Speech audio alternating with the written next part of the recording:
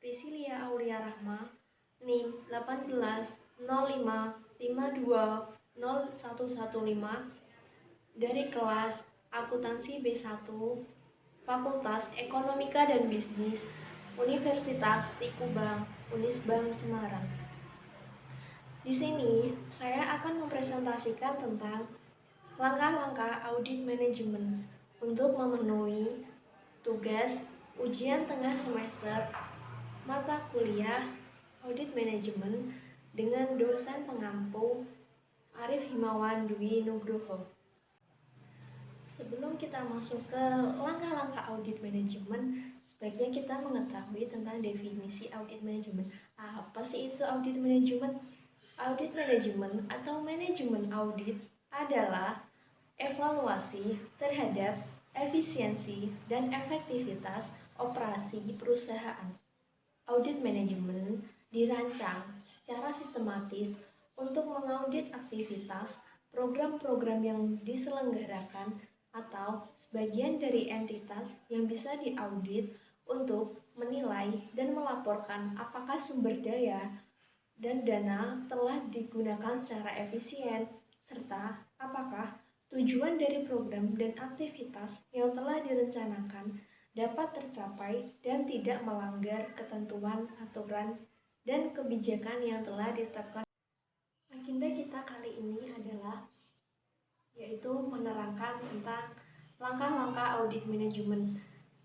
Langkah-langkah audit manajemen terdiri dari yang pertama ada audit pendahuluan, yang kedua review terhadap pengendalian manajemen, yang ketiga ada audit lanjutan, yang keempat ada pelaporan, yang kelima ada tindak lanjut. Yang paling utama adalah keempat pokok tadi, yaitu audit pendahuluan, review terhadap pengendalian manajemen, audit lanjutan, dan pelaporan. Pembahasan yang pertama adalah audit pendahuluan. Audit pendahuluan dilakukan dalam rangka mempersiapkan audit lebih dalam. Audit ini ditekankan pada usaha untuk memperoleh informasi latar belakang tentang objek audit. Selanjutnya, yang pertama ada pemahaman auditor terhadap objek audit. Apa sih objek audit itu? Objek audit meliputi keseluruhan perusahaan dan atau kegiatan yang dikelola oleh perusahaan tersebut dalam rangka mencapai tujuannya. Kan pasti pada perusahaan akan ditentukan tujuan untuk kedepannya. Tujuan perusahaan itu apa? Seperti itu. Untuk mencapai tujuannya, objek audit menetapkan berbagai program yang pelaksanaannya dijabarkan dalam berbagai bentuk kegiatan. Selanjutnya ada beberapa hal yang harus diperhatikan berkaitan dengan pelaksanaan audit ini.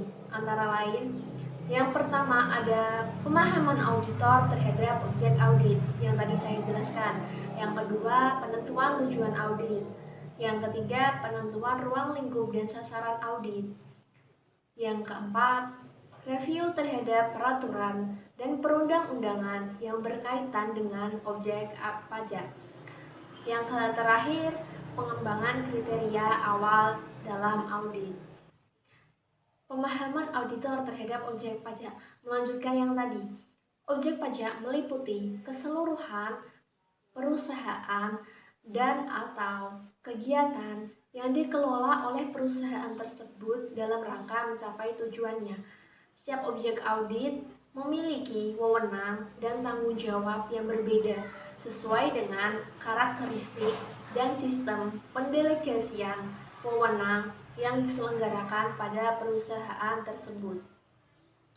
Untuk mencapai tujuannya, objek audit menetapkan berbagai program yang pelaksanaannya dijabarkan ke dalam berbagai bentuk kegiatan.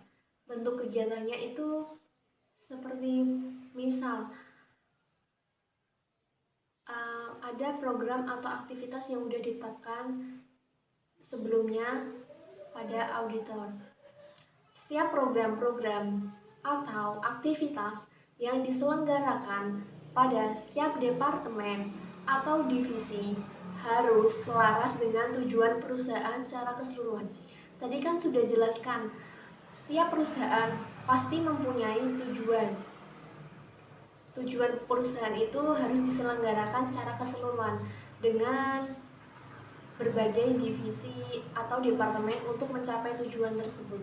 Oleh karena itu, auditor harus memahami tujuan perusahaan dan berbagai program atau aktivitas yang diselenggarakan untuk mendapatkan pemahaman tentang keselarasan tujuan tersebut.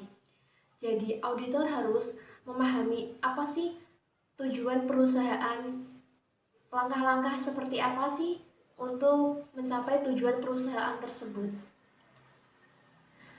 Auditor harus membuat kesimpulan sementara secara umum atas pemahamannya tentang objek audit.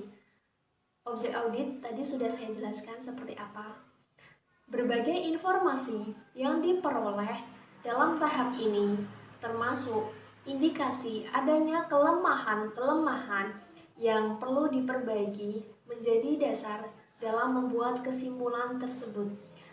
Pasti setiap kegiatan atau aktivitas untuk mencapai tujuan perusahaan ada kalanya ada kendala. Misalnya entah pas di pertengahan kegiatan itu terdapat masalahnya akan menimbulkan kelemahan-kelemahan yang perlu diperbaiki oleh auditor. Walaupun kesimpulan ini bersifat sementara, berbagai temuan yang diperoleh pada tahap ini, terutama indikasi adanya kelemahan-kelemahan yang perlu diperbaiki, dapat digunakan sebagai dasar temuan sementara untuk menentukan tujuan, ruang lingkup, sasaran audit, dan penentuan kriteria serta bukti-bukti yang diperlukan. Pemahaman auditor terhadap objek pajak. Melanjutkan yang tadi, auditor juga harus mengkomunikasikan dengan atasan pengelola objek tentang berbagai program objek audit untuk menghindari terjadinya kesalahpahaman.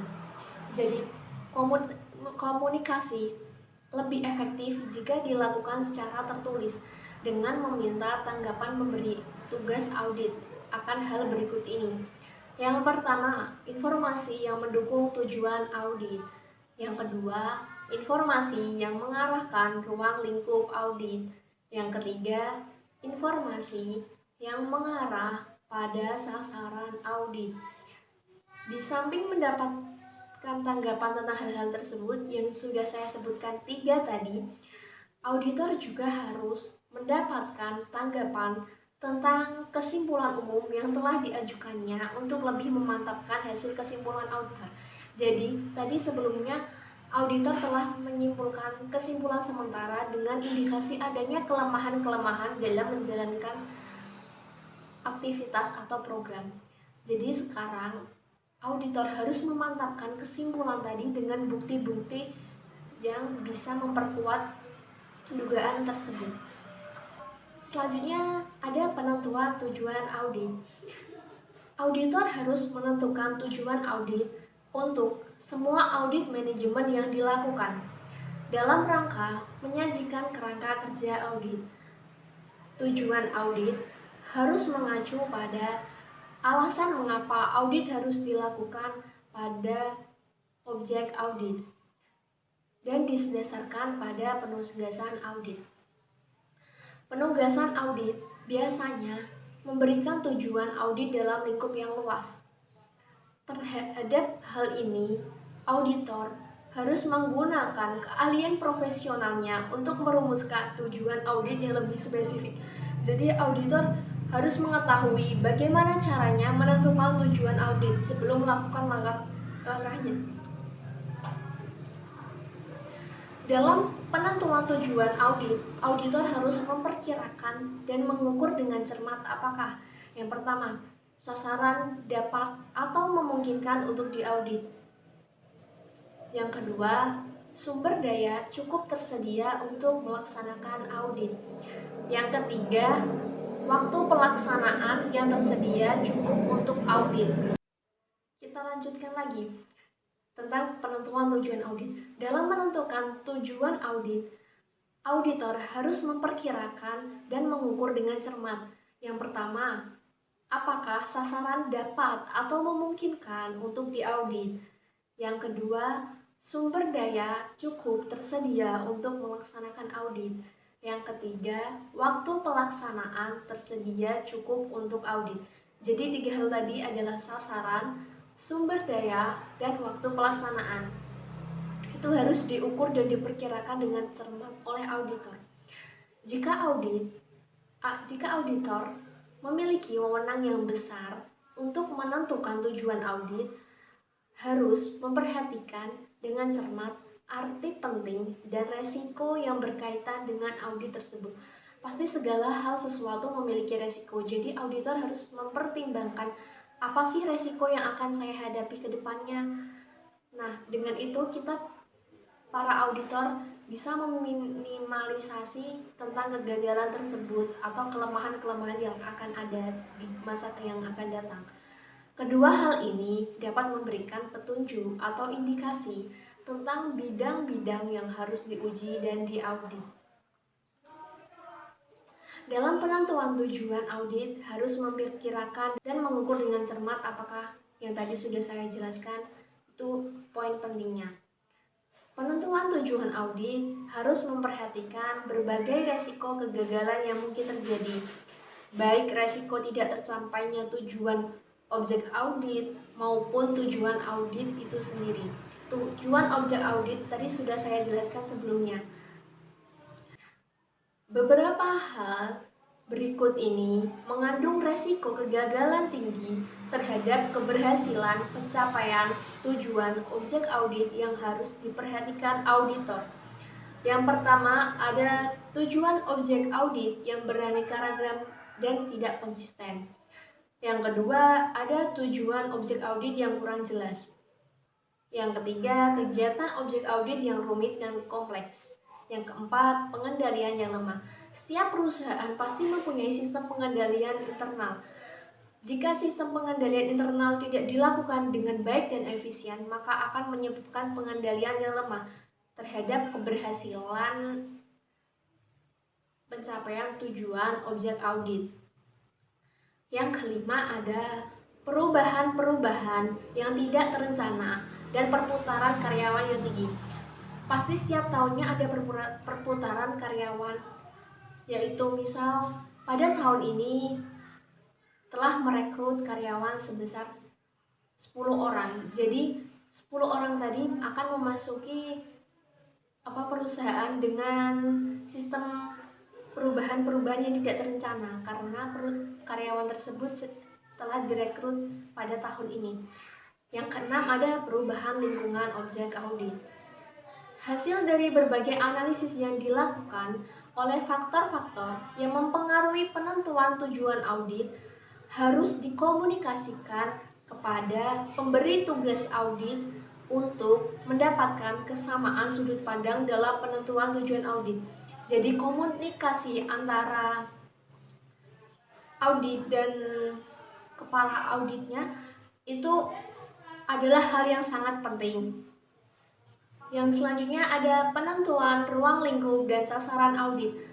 Ruang lingkup audit menunjukkan luas atau area dari sasaran audit. Di samping itu, penentuan ruang lingkup audit harus mengacu pada tujuan audit yang telah ditetapkan.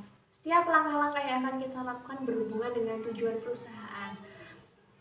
Secara garis besar, ruang lingkup audit manajemen terdiri atas sebagai berikut. Yang pertama ada bidang keuangan. Apa sih ruang lingkup bidang keuangan? Yang pertama, ada pengendalian dan pertanggungjawaban dana dan kekayaan lain serta kewajiban keuangan perusahaan. Yang kedua, ada pertanggungjawaban audit dari kegiatan yang dilakukan. Setiap kegiatan mesti harus ada tanggung jawab. Yang ketiga, ada penyelenggaraan catatan akuntansi. Yang keempat, ada laporan keuangan. Yang kelima, pemanfaatan sistem akuntansi yang dimiliki oleh perusahaan. Selanjutnya ada ketaatan kepada peraturan dan kebijakan perusahaan. Apa sih ruang lingkupnya? Yang pertama ada kesesuaian pelaksanaan program dengan peraturan dan kebijakan perusahaan berkaitan dengan program tersebut. Yang kedua ada kesesuaian penerimaan dan penggunaan dana dengan peraturan dan kebijakan perusahaan berkaitan dengan program tersebut. Selanjutnya ada ekonomisasi.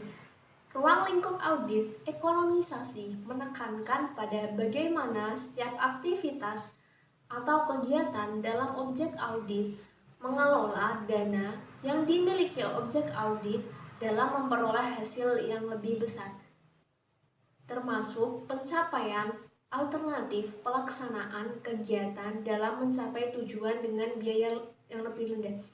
Jadi kesimpulannya ekonomisasi ini menekankan bagaimana kita bisa mempunyai tujuan dengan biaya yang lebih rendah tetapi memaksimalkan hasil dari tujuan tersebut. Yang selanjutnya ada efisiensi. Efisiensi menyangkut optimalisasi penggunaan sumber daya untuk mencapai tujuan yang telah ditetapkan. Pada bagian ini, auditor menekankan pada bagaimana seharusnya proses berjalan sehingga tercapainya tujuan dengan pemanfaatan secara optimal sumber daya yang dimilikinya. Jadi tadi ekonomisasi adalah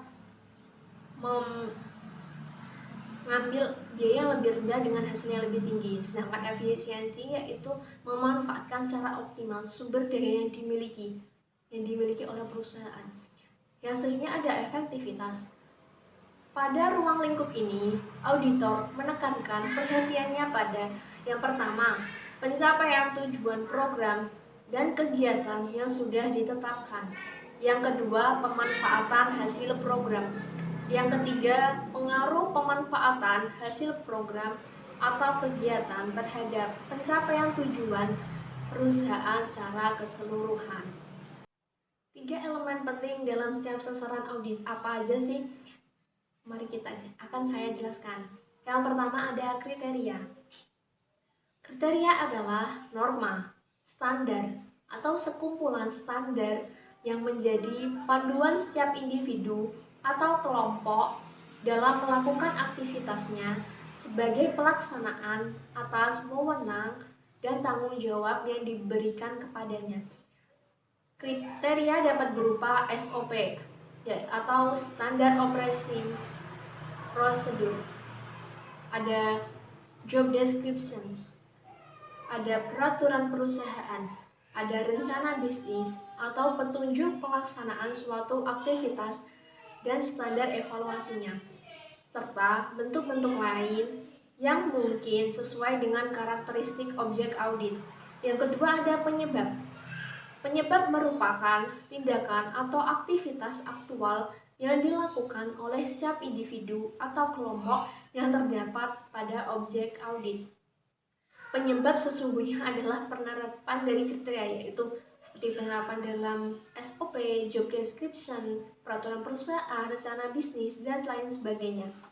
Yang ketiga ada akibat. Akibat merupakan hasil pengukuran dan perbandingan antara aktivitas individu atau kelompok dengan kriteria yang telah ditetapkan terhadap aktivitas tersebut. Jadi kalau kriteria tadi pelaksanaannya, akibat itu hasil dari pelaksanaannya. Dalam praktiknya, auditor mungkin mengalami kesulitan dalam membedakan antara kondisi, kriteria, penyebab, dan akibat. Maka dari itu, kehati-hatian auditor dalam memahami permasalahan dalam objek pemeriksaan dan tujuan dilakukannya audit sangat penting untuk menghindari terjadinya kesalahan interpretasi dan mengelompokkan temuan-temuan yang diperoleh. Jadi, auditor dalam melakukan audit akan menemukan beberapa temuan-temuan yang diperoleh. Jadi temuan-temuan tersebut tadi akan dibedakan menjadi apa yang termasuk kondisi, kriteria, apa yang termasuk penyebab, dan apa yang termasuk dengan akibat. Cara menyajikan temuan audit. Temuan audit merupakan fakta atau data dan informasi yang ditemukan auditor dalam melaksanakan auditnya. Penyajian temuan dalam audit manajemen dapat dilakukan dalam bentuk kolom-kolom, di mana setiap kolom menyajikan temuan berupa kondisi, kriteria, penyebab, dan akibat, atau dapat juga disajikan dalam bentuk narasi dengan sistematika urut ke bawah dimulai dari kondisi, kriteria, penyebab, dan akibat. Jadi, cara menyajikan temuan audit itu ada dua cara. Yang pertama dengan kolom-kolom, jadi kolomnya ada di kondisi, kriteria, penyebab, dan akibat. Yang kedua dengan narasi atau dengan kata-kata, dengan sistemnya urut ke bawah dimulai dari kondisi, kriteria, penyebab, dan akibat.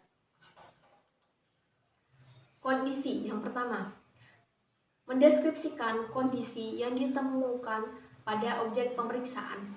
Yang kedua, kondisi merupakan hasil aktual pelaksanaan program atau aktivitas pada objek yang diperiksa. Yang ketiga, kondisi bukan merupakan kesimpulan dari ketemuan. 4. Sajikan kondisi seperti apa adanya pada saat ditemukan. Contohnya adalah volume penjualan yaitu 500 unit per minggu. Jadi disajikan sesuai apa adanya yaitu 500 unit per minggu. Yang kedua ada kriteria. Caranya yaitu yang pertama, mendeskripsikan panduan setiap individu atau kelompok dalam melakukan aktivitasnya dan digunakan untuk menilai aktivitas atau hasil aktivitas dari individu atau kelompok pada objek pemeriksaan. Yang kedua, kriteria merupakan pedoman atau standar yang terukur.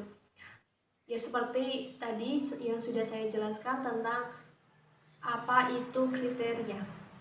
Yang ketiga ada sajikan kriteria adanya seperti yang dirumuskan manual objek pemeriksaan.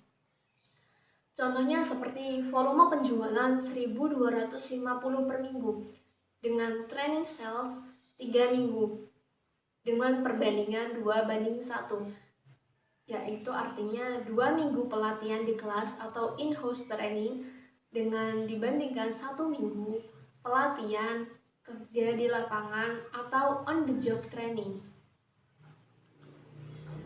Yang ketiga ada penyebab, yaitu dengan cara 1. Merupakan tindakan atau aktivitas aktual yang dilakukan oleh individu atau kelompok pada objek pemeriksaan. Yang kedua, penyebab merupakan penerapan kriteria yang telah ditentukan. Yang ketiga, menyajikan penyebab sebagai rekaman atas kejadian atau cara kerja dalam melaksanakan aktivitas. Mengacu pada contoh yang tadi di kriteria, kalau penyebab contohnya adalah training sales 2 minggu in-house. Selanjutnya adalah akibat. Yang pertama merupakan hasil pengukuran dan pembandingan antara aktivitas individu atau kelompok dan kriteria yang telah ditetapkan terhadap aktivitas tersebut. Yang kedua, melakukan penilaian dan pengukuran terhadap pengaruh dari perbedaan antara pencapaian dengan kriterianya. Contohnya adalah akibat dari tidak tercapainya volume penjualan, laba yang capai belum mampu memenuhi target. Jadi, setiap perusahaan pasti mempunyai tujuan untuk mencapai laba. Sedangkan jika volume penjualannya tidak tercapai, maka akan berdampak pada laba tersebut. Selanjutnya adalah penelaahan terhadap peraturan dan kebijakan yang berkaitan dengan objek audit. Setiap aktivitas dalam objek pemeriksaan diatur oleh seperangkat peraturan dan kebijakan. Untuk mendapatkan praktik terbaik, aturan dan kebijakan yang menjadi pedomannya haruslah yang terbaik atau best practice dan tidak menyimpang dari aturan yang lebih tinggi. Sebelum menggunakannya sebagai kriteria untuk menilai, Auditor harus menelaah terlebih dahulu aturan-aturan dan kebijakan tersebut. Dengan penelaahan ini, auditor dapat memahami batas-batas wewenang objek audit dan berbagai program yang dilaksanakan dalam mencapai tujuannya. Peraturan dan kebijakan yang ditetapkan oleh objek audit dapat berupa adopsi terhadap peraturan yang ditetapkan pemerintah atau yang secara penuh dikembangkan di dalam objek audit sebagai penjabaran strategi dalam meningkatkan kemampuan bersaingnya. Yaitu selanjutnya ada pengembangan kriteria dalam audit.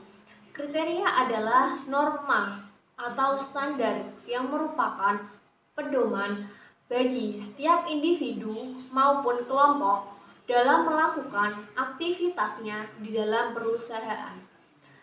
Kriteria ini akan digunakan untuk menilai pelaksanaan dan pengendalian berbagai aktivitas yang dilakukan dalam perusahaan.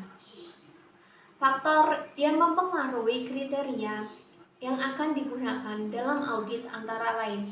Yang pertama, ada tujuan dari kegiatan yang diaudit. Yang kedua, pendekatan audit. Yang ketiga, aktivitas tujuan audit. Karakteristik kriteria yang baik antara lain. Yang pertama adalah realistis. Yang kedua, dapat dipercaya. Yang ketiga, dapat diukur. Yang keempat, bebas dari pengaruh kelemahan manusia. Yang kelima, mengarah pada temuan dan kesimpulan untuk memenuhi kebutuhan informasi pemberi tugas audit. Yang keenam, dirumuskan secara jelas dan tidak mengandung arti ganda yang dapat menimbulkan penafsiran atau interpretasi berbeda. Yang ketujuh, dapat dibandingkan. Yang kedelapan, diterima semua pihak. Yang kesembilan, lengkap. Yang kesepuluh, memperhatikan adanya rentang waktu pada saat suatu kejadian atau kegiatan berlangsung. Selanjutnya adalah kesimpulan hasil audit pendahuluan. Tadi sudah dijelaskan tentang langkah-langkahnya pada audit pendahuluan. Jadi sekarang kita memasuki kesimpulan hasil audit pendahuluan. Kesimpulan hasil audit pendahuluan yang pertama adalah daftar bidang atau kegiatan yang mengandung kelemahan yang akan dijadikan tujuan audit pada tahap audit selanjutnya. Jadi, audit tahun sebelumnya akan dijadikan sebagai referensi dalam melakukan audit pada tahun ini. 2. Alasan mengapa bidang atau kegiatan tersebut memerlukan audit lanjutan. Yang ketiga, temuan-temuan sementara yang diperoleh berkaitan dengan bidang atau kegiatan yang termasuk dalam daftar bidang atau kegiatan yang masih mengandung kelemahan berdasarkan kriteria yang telah ditetapkan. Yang keempat, rekomendasi sementara yang diajukan untuk memperbaiki kelemahan-kelemahan yang ada. Yang kelima, tindakan-tindakan perbaikan yang sudah dilakukan objek audit berdasarkan rekomendasi sementara yang diberikan auditor sebelumnya. Yang keenam, bukti-bukti yang perlu diperoleh pada audit selanjutnya berkaitan dengan tujuan audit sementara yang telah ditetapkan. Selanjutnya ada review terhadap pengendalian manajemen. Dalam rangka mengoptimalkan penggunaan sumber daya, memotivasi karyawan untuk melaksanakan peraturan dan kebijakan yang telah ditetapkan, serta mencegah terjadinya berbagai penyimpangan dalam pencapaian tujuan perusahaan. Manajemen harus melaksanakan fungsi pengendalian. Karakteristik sistem pengendalian manajemen yang baik mencakup hal-hal berikut ini. Yang pertama, pernyataan tujuan perusahaan. Yang kedua, rencana perusahaan yang digunakan untuk mencapai tujuan.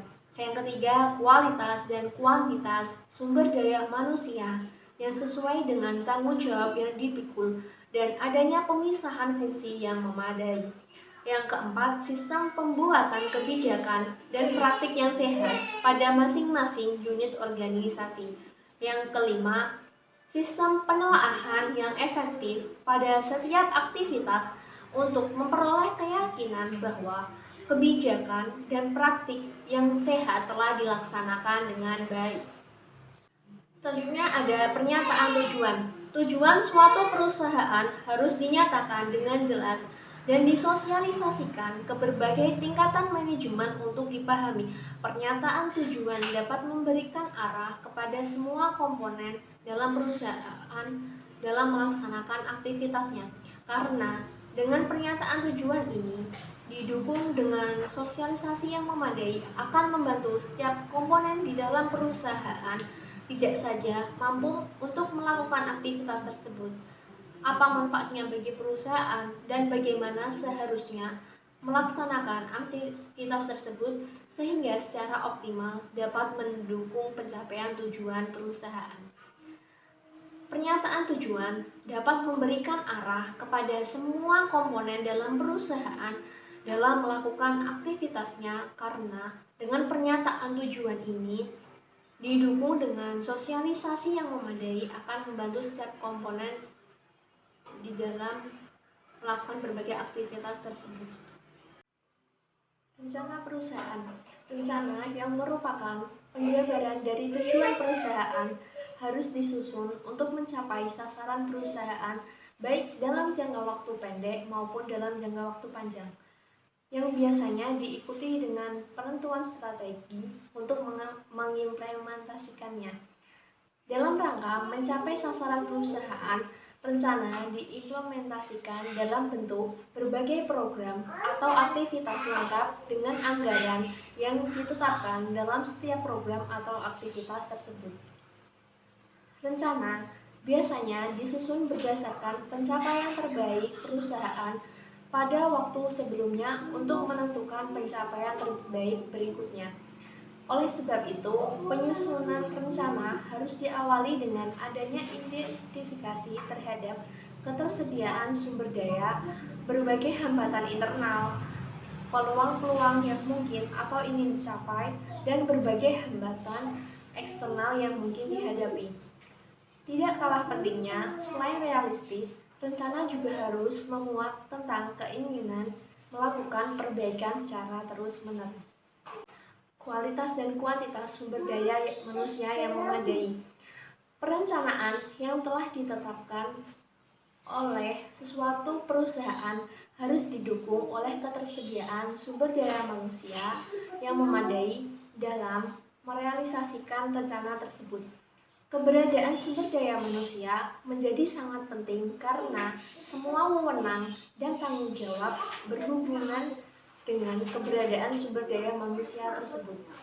Kebutuhan sumber daya manusia dalam perusahaan seharusnya lebih menekankan kepada kapasitas yang harus tersedia dihubungkan dengan berbagai program atau aktivitas yang dilaksanakan dalam perusahaan. Jumlah karyawan yang banyak, tetapi kemampuan dan keterampilan yang sesuai dengan program atau aktivitas yang dilaksanakan akan menimbulkan pemborosan karena tidak akan mampu memberikan kontribusi kepada perusahaan. Kebijakan dan praktik yang sehat. Berbagai kebijakan dibuat untuk melaksanakan kelangsungan praktik yang sehat di dalam perusahaan.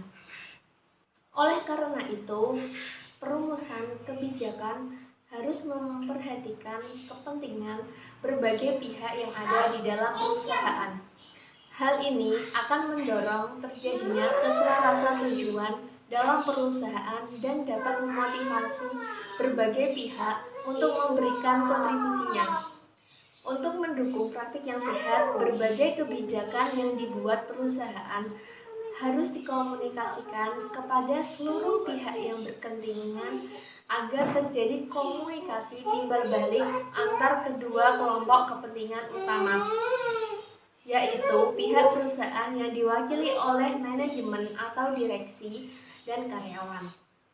Seperangkat kebijakan biasanya dikomunikasikan dalam bentuk buku pedoman kebijakan, dan praktik-praktik yang sehat dikomunikasikan dalam bentuk buku pedoman prosedur operasional. Sistem review yang efektif.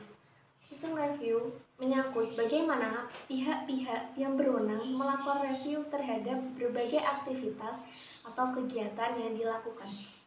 Hal ini merupakan suatu bentuk pengendalian terhadap proses yang berlangsung. Dalam sistem review yang baik, pelaksanaan supervisi harus dilaksanakan secara memadai. Auditor harus melakukan audit terhadap semua rencana yang dibuat yang berkaitan dengan aktivitas yang akan dilakukan, termasuk ketersediaan sumber daya untuk melakukan aktivitas tersebut. Kesimpulan hasil review dan pengujian terhadap pengendalian manajemen dapat memberikan gambaran kepada auditor tentang hal-hal berikut.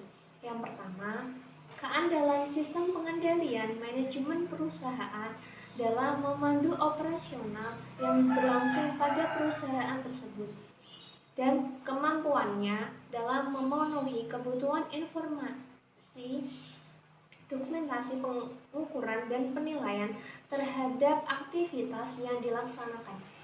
Yang kedua, apakah tersedia cukup bukti yang dibutuhkan dalam pengembangan tujuan audit, sementara menjadi tujuan audit yang sesungguhnya, sehingga dapat dipergunakan sebagai tujuan audit selanjutnya, atau tidak tersedia cukup bukti sehingga pengembangan tujuan audit sementara ini tidak perlu dilanjutkan.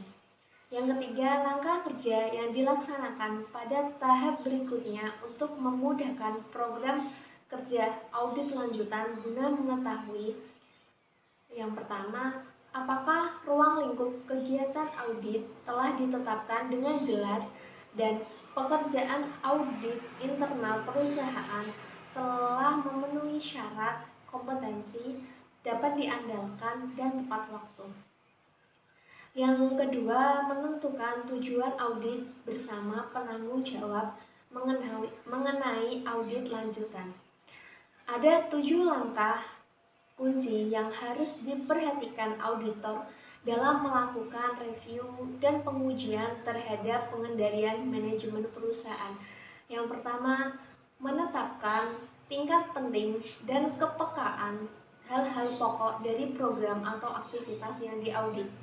Yang kedua, menilai tingkat kerentanan program atau aktivitas tersebut terhadap penyalahgunaan sumber daya, kegagalan pencapaian sasaran, dan ketidaktaatan terhadap ketentuan, peraturan, dan kebijakan yang ditetapkan perusahaan.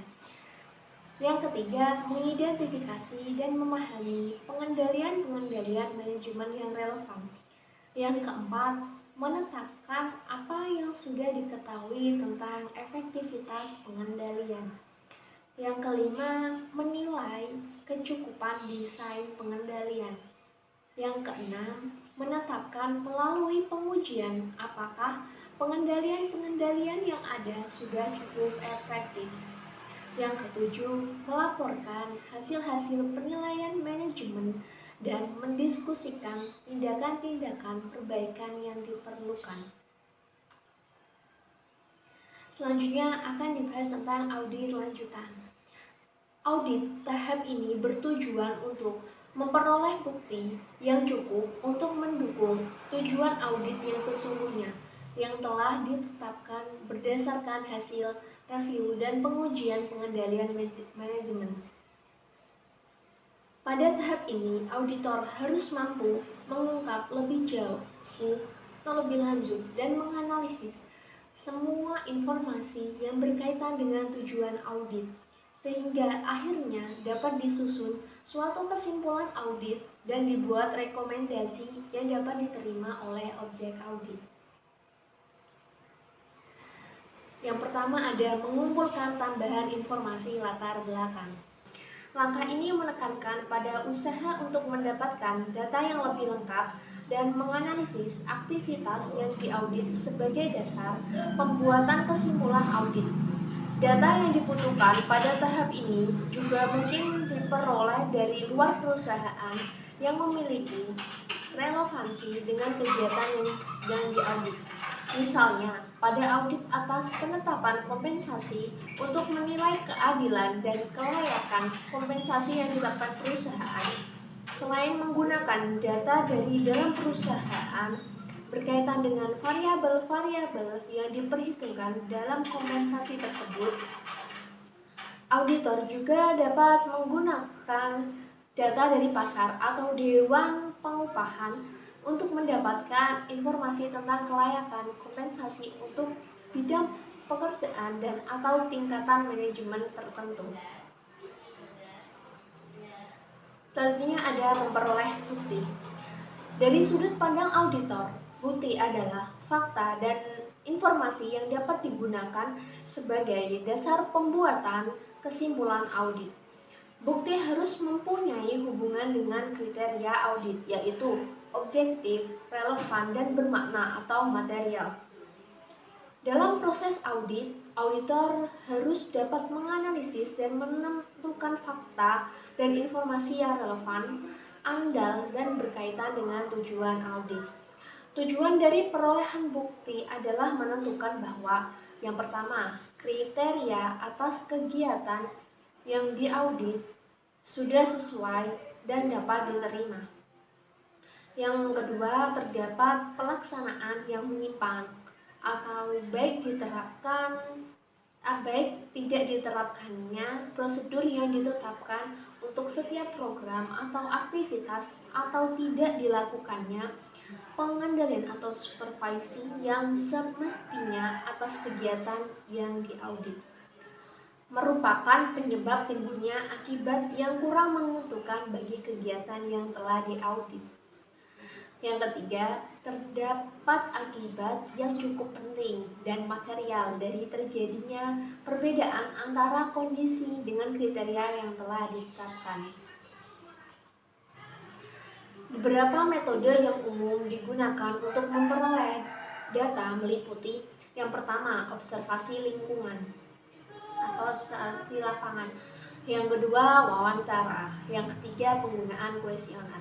Auditor dapat menggunakan salah satu kombinasi dari beberapa metode pengumpulan data ini yang secara komprehensif dapat memenuhi kebutuhan data sebagai dasar pembuatan kesimpulan audit baik secara kuantitas dan kualitas data. Agar dapat digunakan sebagai dasar pembuatan kesimpulan audit, semua bukti yang diperoleh dalam audit harus memenuhi kriteria. Yang pertama, relevan. Relevan artinya berhubungan dengan aktivitas yang sedang diaudit. Yang kedua, material. Artinya cukup berarti dalam memenuhi kesimpulan yang dibuat. Yang ketiga, kompeten, yaitu diperoleh dari sumber independen dan dapat dipercaya. Yang keempat, cukup, artinya memadai sebagai dasar pembuatan kesimpulan. Selanjutnya ada membuat ringkasan dan mengelompokkan bukti. Bukti-bukti yang telah diperoleh dalam audit kemudian diringkas dan dikelompokkan dengan elemen sasaran audit yang meliputi. Yang pertama ada kriteria, yang kedua ada penyebab, yang ketiga ada akibat. Yang pertama, kriteria. Bukti-bukti yang masuk dalam kelompok kriteria adalah keseluruhan temuan audit yang berkaitan dengan norma atau standar yang diterapkan perusahaan atau dirumuskan bersama auditor yang menjadi dasar bagi setiap komponen dalam perusahaan dalam aktivitasnya. Yang kedua, penyebab. Bukti-bukti yang termasuk dalam kelompok penyebab adalah biasanya berupa berbagai tindakan menyimpang atau tindakan positif tidak dilakukan yang merupakan sumber terjadinya ketidakekonomisan, ketidakefisienan operasi, dan ketidakefektifan pencapaian tujuan. Di samping penyebab yang bersifat negatif ini, auditor juga dapat menemukan penyebab-penyebab yang bersifat positif secara relatif, merupakan kebalikan dari penyebab negatif di atas. Yang ketiga, akibat. Bukti-bukti yang merupakan kelompok akibat adalah bukti-bukti yang biasanya ditemukan terlebih dahulu. Bukti-bukti ini adalah hasil pengukuran antara penyebab yang terjadi dengan kriteria yang berhubungan dengan penyebab tersebut. Bukti ini dapat dipahami sebagai dampak dari berbagai permasalahan yang terjadi pada objek audit. Selanjutnya ada pengembangan temuan dalam audit lanjutan. Pengembangan temuan merupakan pengumpulan dan sintesis informasi khusus yang bersangkutan dengan program atau aktivitas yang diaudit, dievaluasi, dan yang dianalisis karena diperkirakan akan menjadi perhatian dan berguna bagi pengguna laporan. Dengan pengembangan temuan ini akan diketahui secara lebih jelas tentang adanya penyimpangan yang terjadi, penyebab terjadinya penyimpangan, dan akibat yang ditimbulkan dari penyimpangan tersebut, serta rekomendasi yang akan diberikan untuk memperbaiki penyimpangan tersebut. Beberapa hal yang harus diperhatikan auditor dalam pengembangan temuan adalah sebagai berikut. Yang pertama, pertimbangan harus ditekankan pada situasi dan kondisi pada saat program atau aktivitas tersebut berlangsung, bukan pada saat diaudit. Yang kedua, pertimbangan atas kompleksitas dan besarnya sumber daya yang terlibat dalam program atau aktivitas yang diaudit. Yang ketiga, auditor harus secara jujur dan objektif berdasarkan pertimbangan profesionalnya melakukan analisis terhadap temuan-temuan yang diperoleh pada saat audit dan menghindari pengungkapan kelemahan-kelemahan yang terjadi secara tidak logis. Yang keempat, pengembangan temuan harus dilakukan secara luas dan teliti sehingga bisa menjadi dasar bagi pembuatan kesimpulan dan rekomendasi secara jelas dan tepat kepada pihak yang diaudit. Jika auditor menemukan adanya kelemahan atau kekurangan yang penting pada program atau aktivitas yang diaudit, maka auditor harus segera menyusun rencana pengembangan semua aspek yang berhubungan dengan masalah tersebut. Beberapa langkah dalam pengembangan temuan meliputi: yang pertama, mengenali batas-batas wewenang dan tanggung jawab pejabat yang terlibat dalam pelaksanaan program atau aktivitas yang diaudit. Yang kedua, memahami secara saksama sebab-sebab terjadinya kelemahan pada program atau aktivitas yang telah diaudit. Yang ketiga, tentukan apakah kelemahan tersebut merupakan kelemahan yang berdiri sendiri atau tersebar luas pada berbagai program atau aktivitas yang lain. Yang keempat, menentukan akibat atau arti penting dari kelemahan tersebut. Yang kelima, menentukan rekomendasi atau saran-saran untuk perbaikan. Selanjutnya ada perubahan luas dan arah pengembangan temuan. Informasi yang diperoleh selama pengembangan temuan mungkin mengarahkan perlunya untuk melakukan perubahan arah atau temuan terhadap audit yang telah direncanakan, atau perlu dilakukannya perluasan atau pengurangan terhadap ruang lingkup audit. Pengembangan temuan harus dilanjutkan terus selama temuan tersebut diyakini memberikan informasi yang mendukung keakuratan kesimpulan audit. Tetapi, jika temuan yang diperoleh tersebut tidak begitu penting dan hanya sedikit informasi yang bisa didapatkan untuk mendukung kesimpulan audit, maka audit terhadapnya harus dihentikan. Perubahan lain yang mungkin terjadi dalam pengembangan temuan adalah menyangkut perlunya mengembangkan informasi pada semua lokasi yang dipilih pada saat perencanaan audit. Jika hal ini terjadi, maka auditor harus dengan segera menyampaikan hal ini kepada pihak yang diaudit. Langkah yang keempat ada pelaporan. Bagian akhir dari proses audit manajemen adalah pelaporan hasil audit. Ada dua cara penyajian laporan audit manajemen, yaitu yang pertama, cara penyajian yang mengikuti arus informasi yang diperoleh selama tahapan-tahapan audit. Yang kedua, cara penyajian yang mengikuti arus informasi yang menitik beratkan penyajian kepada kepentingan para pengguna laporan hasil audit ini. Laporan memuat kesimpulan audit tentang elemen-elemen, yaitu 3E, ekonomisasi, efisiensi, dan efektivitas atas tujuan audit, dan rekomendasi yang diberikan untuk memperbaiki berbagai kekurangan yang terjadi, serta rencana tindak lanjut dalam mengaplikasikan rekomendasi tersebut. Yang terakhir ada tindak lanjut. Implementasi tindak lanjut atas rekomendasi yang diberikan auditor merupakan bentuk komitmen manajemen dalam meningkatkan proses dan kinerja perusahaan atas beberapa kelemahan atau kekurangan yang masih terjadi.